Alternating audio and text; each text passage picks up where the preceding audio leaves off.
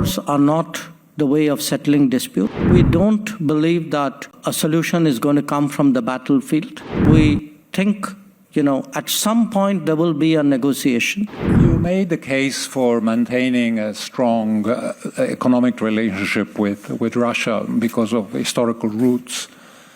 As India emerges as a global economic and political power, with that will come also increased responsibilities on the global stage, obviously.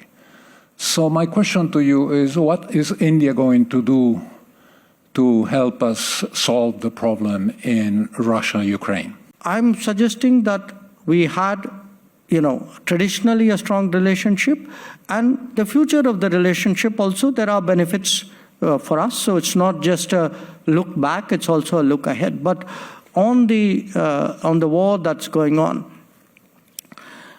we believe that wars are not the way of settling disputes. Two, we don't believe that a solution is going to come from the battlefield. Three, that we think, at some point there will be a negotiation, and such a negotiation has to obviously include the parties. It cannot be a one-sided negotiation.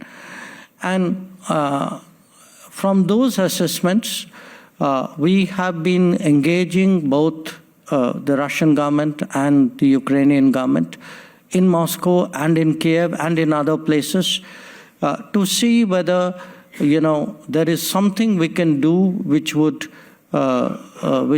hasten the end of the conflict and initiate some kind of serious negotiation between that. This is a kind of exploration that we have been doing. I mean, it's not that we have a peace plan. We are not suggesting anything. We are having these conversations and sharing these conversations with the other side. My sense is both sides appreciate it. So if we look at the last few months, Prime Minister Modi met President Zelensky in June. He met President Putin in July. He met President Zelensky again in August. This month we've had contacts. Our NSA had met President Putin. And yesterday, Prime Minister Modi met Zelensky again. So we think if these conversations are helpful and there's something we can do, and there are not that many countries and that many leaders today who have the ability or the willingness to engage both Moscow and Kiev at the same time, I think we could make a contribution.